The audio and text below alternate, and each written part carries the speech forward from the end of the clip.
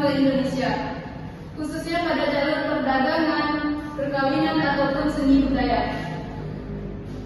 Menurut Anda, bagaimana Islam itu bisa masuk ke Indonesia? Karena perdagangan, Bu. Ya, karena ada jalur perdagangan, karena jalur pendidikan ataupun jalur perkawinan. Sebelum itu, Ibu mau kalian melihat dulu video pembelajaran yang ingin Ibu sampaikan.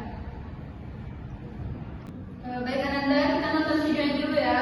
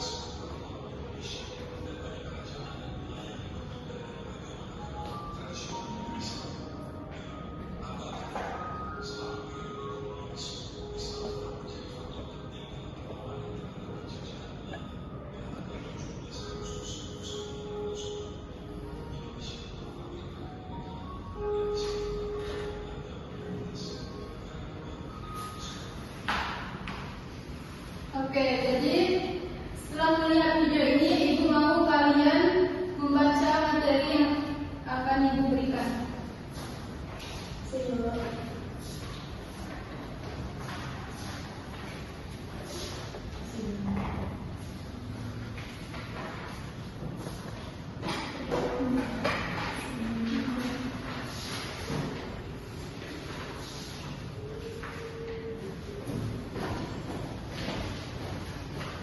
Kalian baca materinya selama 5 menit ya. Oke, Pak.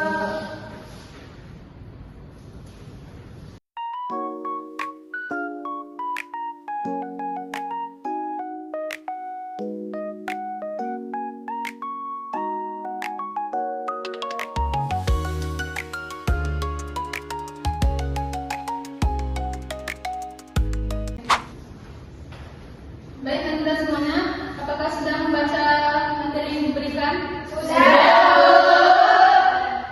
Setelah membaca materi yang diberikan tadi, ternyata sejarah masuknya Islam di Indonesia itu ada beberapa hal.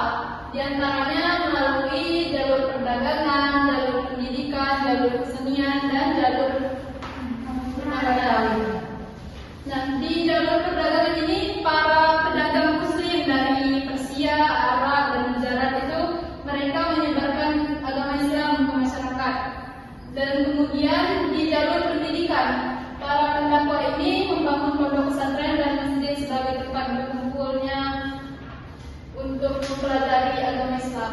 Dan kemudian di jalur kesenian atau jalur kebudayaan, yang cara ini dilakukan oleh wali songo atau wali songo yang menyelenggarakan pertunjukan seperti seni budaya untuk menyebarkan agama Islam. Nah, kemudian ada jalur perkawinan.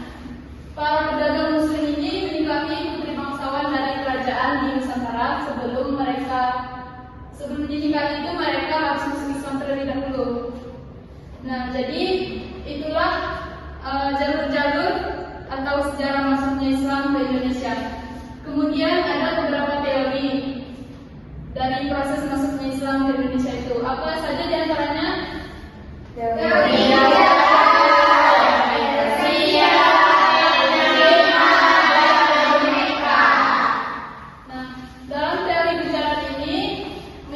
bahwa Islam itu masuk dari para pedagang Muslim. Nah, kalau dari teori Persia, Dia bilang kalau Islam itu masuk melalui pedagang dari Persia. Kalau teori Cina mengatakan bahwa banyaknya masyarakat Muslim dari Cina masuk ke Asia Tenggara. Kalau teori Mekah mengatakan bahwa orang-orang Mekah itu yang masuk ke Indonesia. Nah, jadi setelah kalian memahami materi yang Ibu berikan ini, Ibu mau kalian membentuk 3 kelompok untuk pemahaman materi. Ibu bagi kelompoknya ya. Kelompok 1 teori Mekah, yaitu Latifah, Laila, dan Mezena. Kelompok 2 Melsi, Penny, yaitu teori bicara. Yang ketiga Elsa, Devan, dan Mia, teori persian. Silakan membentuk kelompok kalian ya. Ya, Bu. Kelompok 1. Nah, jadi di kelompok 1 nanti menjelaskan tentang teori Mekah, dan di kelompok 2 nanti menjelaskan tentang teori bicara, dan kelompok 3 tentang teori persian. Bu, apa aja yang mencari, Bu? Kalian itu mencari tentang waktu kedatangan para pedagang itu dan bukti-bukti sejarahnya dari teori-teori tersebut. Kalau yang lainnya gimana, Bu?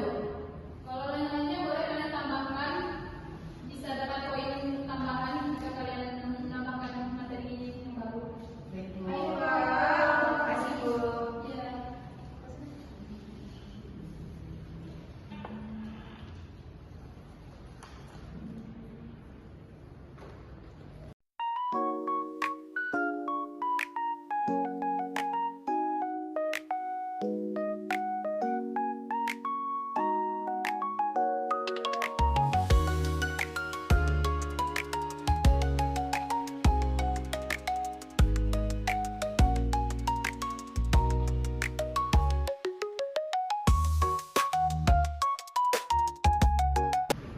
Baiklah, Anda semuanya, apakah sudah selesai tugasnya?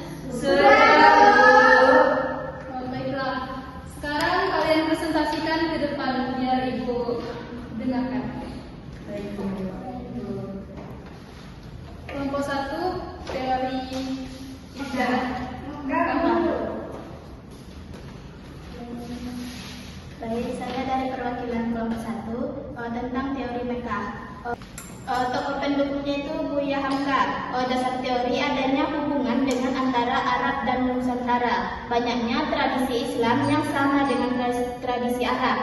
Tahun 1908 sampai 1981 Hijriah. Buktinya adanya perkampungan Arab di pesisir Sumatera dan banyaknya mazhab Syafi'i. Sekian dari kelompok 1, terima kasih. Baik, selanjutnya kelompok 2.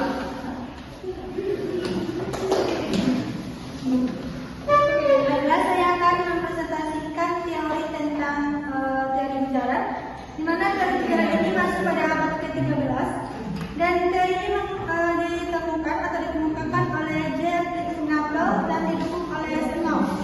Teori ini mengatakan bahwa Islam itu masuk ke Indonesia melalui teori bicara yang aktif berdagang pada saat itu. Buktinya yaitu adanya batu nisan Sultan Malik As-Soleh di Samudra Pasai yang memiliki kemiripan dengan batu nisan di Gujarat. Sekian dari saya, Pak Ibu. Terima kasih kepada kelompok 2. Selanjutnya kepada kelompok 3, dipersilakan. Baiklah, saya dari kelompok 3, perwakilan dari kelompok 3 akan mempresentasikan yaitu teori Persia. Islam masuk ke Indonesia melalui jalur perdagangan, ulama, dan jalur dakwah dari Persia, Iran atau Iran sekarang. 2. Kapan masuknya? Masuknya pada abad ke-13 sampai 15 Masehi. 3. Jalur penyebarannya apa? Dari mana? Jalur penyebarannya Persia ke India, India ke Selat Malaka, Selat Malaka ke Nusantara. Yang terakhir yaitu bukti sejarah. Bukti sejarahnya terdiri pertama yaitu tradisi tablik 10 Muharram di Pariaman. Yang kedua tradisi tabut dari Bogor. Jadi sebenarnya para ahli itu punya perbedaan pendapat dalam sejarah masuknya Islam ke Indonesia itu. Nah, jadi pada sejarah masuknya Islam ke Indonesia itu ada beberapa nilai yang akan kalian teladani, yaitu nilai toleransi, nilai perdamaian, nilai kerjasama, dan nilai saling menghargai. Contohnya dari nilai toleransi ini seperti para pedagang dari Arab atau Gujarat ataupun Persia itu, mereka masuk ke Indonesia dengan cara berdagang, tapi mereka saling toleransi, saling menghargai agama-agama di dalam Indonesia pada zaman dulu. Dan perdamaian, mereka itu masuk ke Indonesia dengan cara damai, tidak ada kekerasan. Selanjutnya ada nilai kerjasama. Nah, dalam nilai kerjasama ini adanya kerjasama antara para ulama ataupun para pedagang ataupun para masyarakat Indonesia pada saat itu. Kemudian nilai saling menghargai perbedaan. Nah, jadi Anda semuanya, Ibu mau kalian mengamalkan nilai-nilai keempat ini. Bisa kalian pahami dalam pelajaran kita kali ini, yaitu sejarah masuknya Islam ke Indonesia. Bisa. Apakah masih pada semangat hari ini? Iya. Baiklah, Ibu mau kalian tes breaking terlebih dahulu. Ayo berdiri.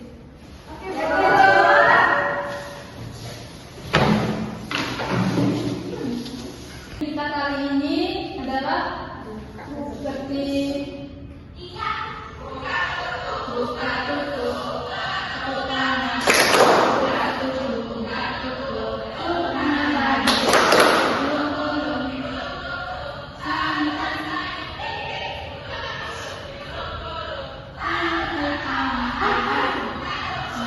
seperti itu ya.